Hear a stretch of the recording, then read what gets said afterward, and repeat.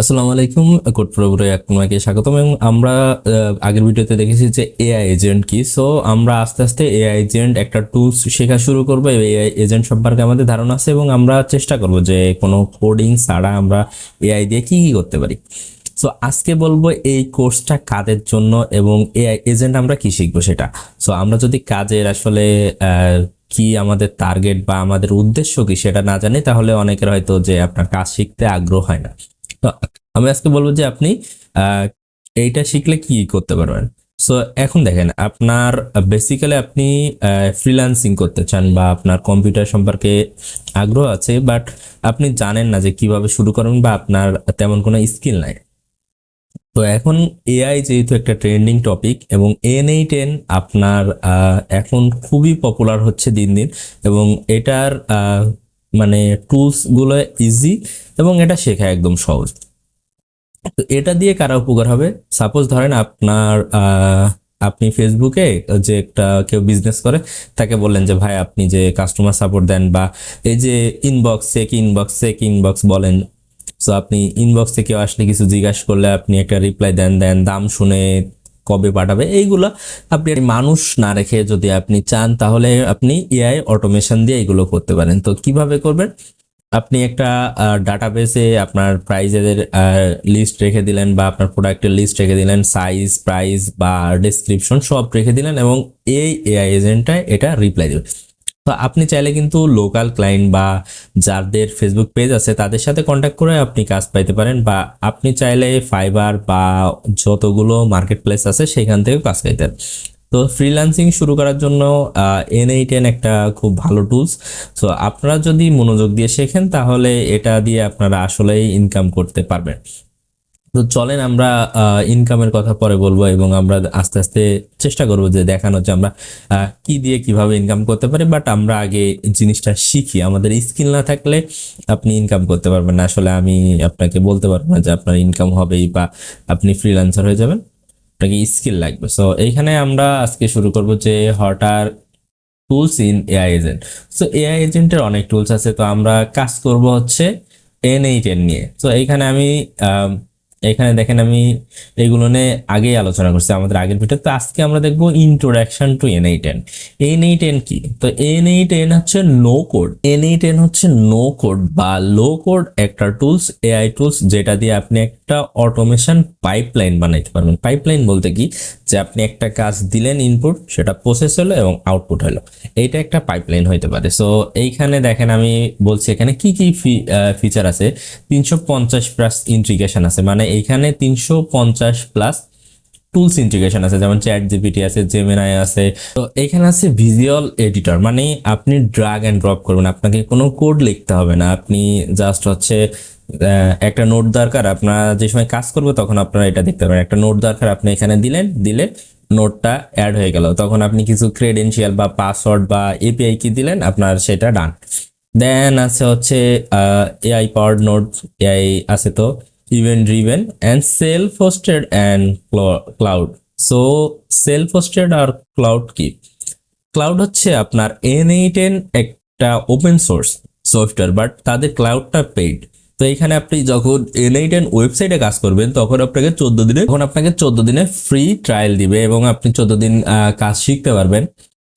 এবং এখানে আমি একটা জিনিস বলে রাখি, আপনি একটু চুরামিও করতে পারেন। সেটা হচ্ছে আপনি মাল্টিপল ইমেল খুলে আপনি শেখার জন্য হয়তো আপনার 1-2 মাস টাইম লাগলো, আপনি মাল্টিপল ইমেল খুলে 14 দিন করে নিলেন, কারণ মাসে 2টা ইমেল হলেই হয়ে যাবে।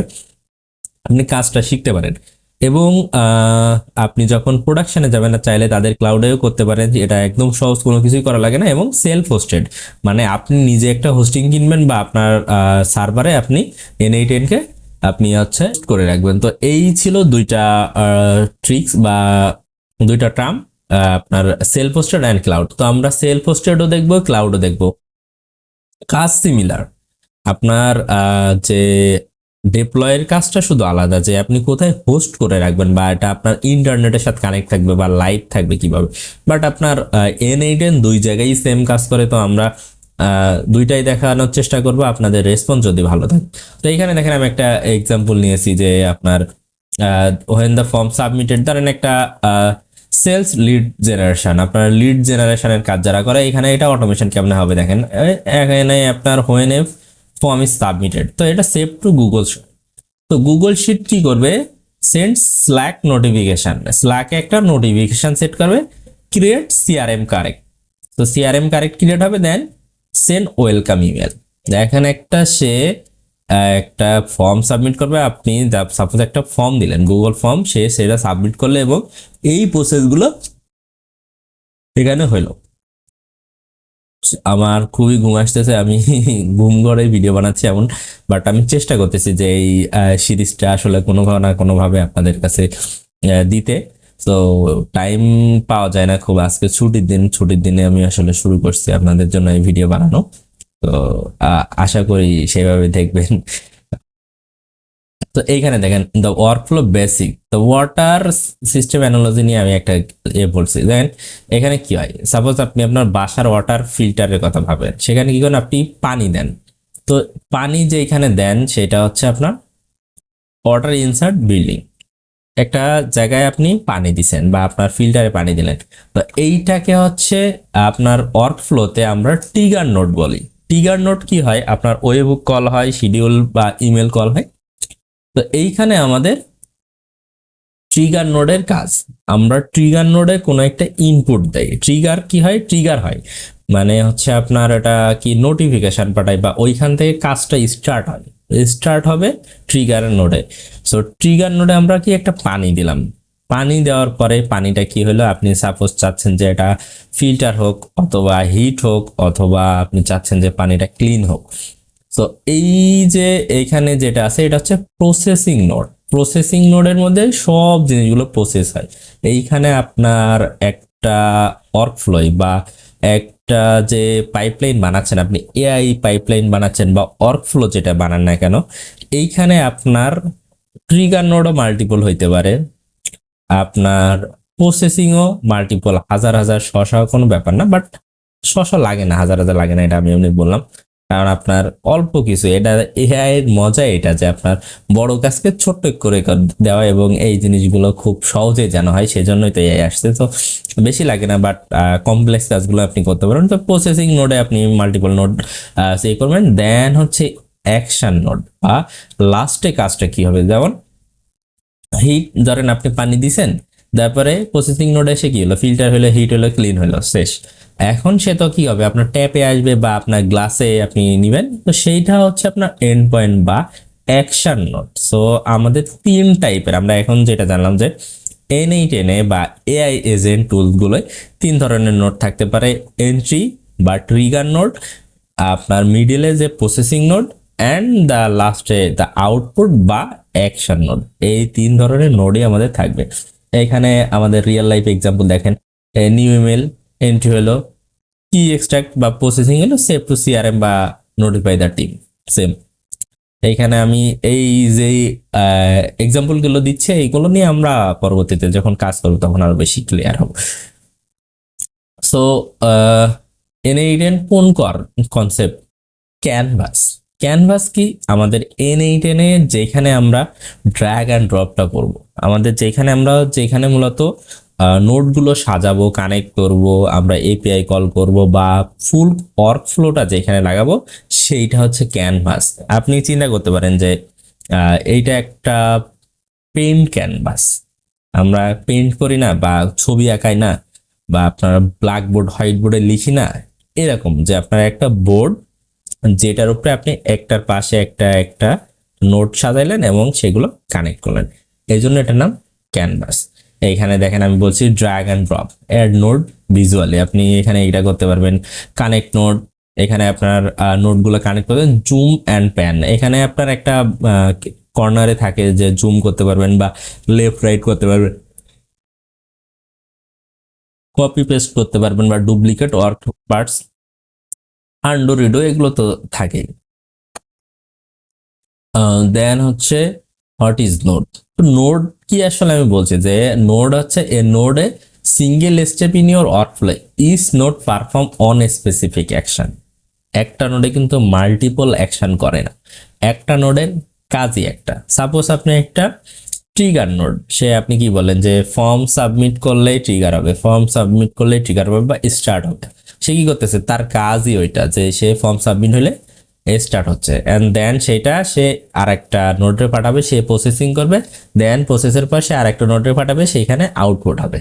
আমরা যে ওয়াটার ফ্লো যেটা দেখলাম সেটা একটার কাজ কিন্তু একটাই, যে আপনি দেখলেন যে পানি ঢালবে, যে তার কাজ হচ্ছে সে পানি ঢালা, যার প্রসেসিং বা গরম করা বা হিট বা ক্লিন যেটাই বলেন না কেন, তার কাজ হচ্ছে সারাদিন সেইটাই, একটা আরেকটার কাজ করবে না। Like sending an email, calling API আর ট্রান্সফার্মিং ডাটা, এইখানে আমি তো এটা কথা বলছি।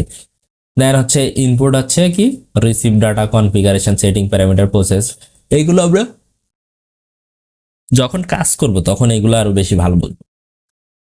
দেন হচ্ছে type of node, type of node আমরা ওইখানে বলছি আমাদের কি কি নোড থাকে, বাট এইখানে আমাদের আহ, যদি আমরা তো লজিক্যালি বললাম, বাট থিওরিটিক্যালি যদি আমরা এখানে দেখি তো আমাদের নোড কি ধরনের আছে সেইগুলো না এখানে বলছি। যেমন ট্রিগার নোড আছে, ওয়েব হুক আছে, ম্যানুয়াল আছে, শিডিউল বেসড আছে, দেন রেগুলার নোডের মধ্যে আছে কমিউনিকেশন, ডাটা স্টোরেজ, বিজনেস বা ইউটিলিটি, এই ধরনের নোডগুলো আছে। বা এটা হচ্ছে ফাংশন নোড, এখানে দুই টাইপের নোডের কথা বলা হচ্ছে, ফাংশন নোড, রেগুলার নোড আর কোর নোড। কোর নোড কোনগুলো, এই যে আপনার if else, switch, merge, code, set, filter, sort বা অ্যাগ্রিগেট, এইগুলো আমাদের হচ্ছে কোর নোডের মধ্যে থাকবে। তো এখানে আমরা এই যে তিন ধরনের নোডের কথা বলছি। দেন হচ্ছে ট্র্যাডিশনাল ভার্সেস এআই অটোমেশন, এটা আমি আগেও অনেকবার বলছি, তারপর এখন আবার বলছি যে আমরা ট্র্যাডিশনালে কি হয়, আমাদের সে নিজে নিজে চিন্তা করতে পারে না, আমাদের মেশিনের তো মানুষের মতো ব্রেইন নাই, আমাদের তো ব্রেইন আছে তাই না, তো সে তো নিজে নিজে চিন্তা করতে পারে না। তো এইখানে কি হয় যে আপনারা সাপোজ আমি বলছি কি যে একটা এসির উদাহরণ দিয়েছিলাম, যে আপনার রুমে একটা এসি লাগানো, আপনি বললেন যে টেম্পারেচার যদি 20-এর বেশি হয় তাহলে এসি অন হয়ে যাবে, তো সে 20-এর বেশি হলে অন হয়ে যায়। বাট এইখানে সমস্যা আমি একটা বলছিলাম যে আপনার রুমে যদি আগুন লাগে সে কিন্তু জানবে না, এমন আগুন লাগলে কিন্তু সে দেখবে কি যে 20-এর উপরে তো টেম্পারেচার হয়ে গেছে, তার মানে এসি অন হইতে হবে। টেম্পারেচার যত বাড়বে সে এসি চেষ্টা করবে যে যে না টেম্পারেচার কমায়, সে বাড়তে বাড়তে হয়তো ব্লাস্টও হইতে পারে, তাই না। তো ট্রেডিশনালে এই সমস্যা, বাট একটা ইন্টেলিজেন্ট সিস্টেম হইলে সে হয়তো দেখা গেল তার একটা ফায়ার অ্যালার্ম থাকবে বা একটা সোনার, ওই সরি, একটা কোনো গ্যাস লিকেজ সেন্সর বা ফায়ার ডিটেক্টের জন্য কোনো একটা আয়ার সেন্সর আছে, যে ডিটেক্ট করতে পারে যে আমার আগুন লাগছে। এবং সে নিজে নিজে চিন্তা করবে যে আগুন লাগছে, তার মানে আমার সব সিস্টেম ডাউন করে দিতে হবে, আমার জন্য ইলেকট্রিসিটি অফ থাকে, তাহলে আমাদের ক্ষতির সম্ভাবনা আরো কম হবে। বা সে কোনো জায়গায় যদি আপনার সিস্টেম করা থাকে যে আপনার বাসায় আগুন লাগছে, আপনার কাছে সে নিজে নিজে কল দিল, এইগুলো এগুলো হচ্ছে এআই অটোমেশন, সে নিজে সিদ্ধান্ত নিবে সে কি করতে হবে। সে চাইলে ফ্যান অন করতে পারে আগুন নেভানোর জন্য, সে চাইলে ফায়ার সার্ভিসে কল দিতে পারে, আপনারে কল দিতে পারে, আপনারে মেসেজ করতে পারে, এগুলো অটোমেটিক হবে। এটা হচ্ছে এআই অ্যান্ড এআই অটোমেশনের মধ্যে পার্থক্য। তো এইখানে আমি কিছু this is on rule base, if is logic দিয়ে সে আন্ডারস্ট্যান্ড, মানে সে রুলসে কাজ করে ট্রেডিশনাল, আর আন্ডারস্ট্যান্ড বা সে নিজে বুঝতে চেষ্টা করে, এনভায়রনমেন্টটা বুঝে, সে সিচুয়েশন বেসড একটা ডিসিশন নেয়। রিগিড, এক্সাক্ট ম্যাচ অনলি, মানে ম্যাচ না হইলে সে কাজ করে না, যদি সে রুলস যেটা দিয়ে দিয়েছেন সেটা বাইরে সে কিছু বুঝে না, কারণ তো ব্রেইন নাই। বাট এটা ফ্লেক্সিবল, এটা হ্যান্ডেল ভেরিয়াস বা সে সিচুয়েশন। দেন হচ্ছে predictable, same input same output, একটা কন্টিনিউসলি প্রসেস। যেমন আপনি আপনার বাসায় ফ্যান অন করলেন, ঘুরতেই থাকলো ঘুরতেই থাকলো, আপনি যেমনই দিবেন তেমনই করবে। বাট আপনি যদি একটা ইন্টেলিজেন্ট ফ্যান লাগান তাহলে সে দেখা গেল কি আপনার টেম্পারেচার উপরে, এখন শীতকাল, এখন একটা আস্তে গুলো আপনার রুম ঠান্ডা হয়ে গেছে, আস্তে গুলো রুম বেশি গরম হয়ে গেছে, জোরে গুলো, এই টাইপের এইগুলো। আহ এর যে লিমিটেশন বললাম আপনার, ফার্স্ট এতে মিলি সেকেন্ড রেসপন্স, বাট এটা আছে লার্ন প্যাটার্নস, সে আছে এনভায়রনমেন্ট থেকে শিখে, এই জিনিসগুলো এখানে বলা হয়েছে। আমি চেষ্টা করবো এই স্লাইডটা দেওয়া আপনার যাতে আরেকটু পড়াশোনা করতে পারেন। তো কমপ্লিট ওয়ার্কফ্লো এক্সাম্পল দেখেন এখানে, মনে করেন একটা অর্ডার প্রসেসিং আছে। সো অর্ডার প্রসেসিং, সাপোজ আপনি একটা n8n মডেল বানাইলেন আপনার দোকানের জন্য বা আপনার ই কমার্স শপের জন্য বা আপনার ফেসবুক পেজের জন্য, যে সে একটা ফর্ম ফিল আপ করবে বা অর্ডার দিবে। তো কি হবে, ওয়েবুক কল হবে, আপনার যেখানে অর্ডার দেবে সেখান থেকে ওয়েবুক কল হবে, যে receive order data from website, then হচ্ছে আপনার সেট নোট কি করবে, exact customer info the order item total, ঠিক আছে, আপনার অর্ডার আইটেমে সে টোটাল আইটেম গুলো থেকে এক্সট্রাক্ট করবে, দেন হচ্ছে সেভ টু অর্ডার ডাটাবেস, আপনার মাই স্কিলে সেভ করবে, দেন সে হচ্ছে send order communication to customer, যে জিমেল নোডে সে একটা মেইল সেন্ড করে দিবে যে আপনার অর্ডার কনফার্ম হয়েছে, দেন আপনার স্ল্যাকে নোটিফিকেশন দিবে যে অর্ডার চ্যানেল এটা, দেন গুগল শিটে দেখা গেল আপনার আপডেট করে রাখবে বা লগ রাখবে যে আপনার এই অর্ডারটা এই সময় হয়েছিল। তো এই হচ্ছে আপনার বেসিক n8n এর একটা ইন্ট্রোডাকশন। দেন আমরা এর পরে শিখবো যে n8n কি এবং কিভাবে কাজ করে, আমরা রিয়েল লাইফে শুরু করে দেবো। বাট এর আগে আমাদের যদি আপনারা আরো কিছু জানতে চান তাহলে আপনারা পড়তে পারেন n8n ডকুমেন্টেশন, n8n কমিউনিটি আছে সেখানে, তারপরে ল্যাংচেনের ডকুমেন্টেশন, অ্যাডভান্স এজেন্ট ফ্রেমওয়ার্ক ল্যাংচেন নিয়ে কাজ করে, ওপেন এআই কুকবুক পড়তে পারেন, এখানে এআই এজেন্ট এক্সাম্পল অ্যান্ড প্র্যাকটিসের সব কিছুই থাকে। সো এইগুলো তো আমরা যেহেতু আমরা ক্লাউড হোস্টেডেও দেখাবো সেলফ হোস্টেড, বাট আমরা ক্লাউড হোস্টেডে শুরু করবো, সেজন্য আপনার একটা পরবর্তী ভিডিওর জন্য আপনার একটা জিমেল অ্যাকাউন্ট লাগবে, দেন হচ্ছে আমরা সেইখানে আমরা একটা অ্যাকাউন্ট করব, দেন আমরা হচ্ছে একটা এআই এজেন্ট বানাবো, দেন আমরা কিছু জিনিস বুঝবো, পরবর্তীতে আমরা কমপ্লেক্সের দিকে যাবো এবং আমরা ফুল সিরিজটা শুরু করবো। এটা আপনাদের রেসপন্সের উপর, আপনারা যেমন ফিডব্যাক দিবেন বা আপনারা কি টাইপের ভিডিও চান সেভাবে আমরা চেষ্টা করব। তো আজকে ভিডিও পর্যন্ত, দেখা হচ্ছে পরবর্তী ভিডিও, ততক্ষণ ভালো থাকুন, আসসালামু আলাইকুম।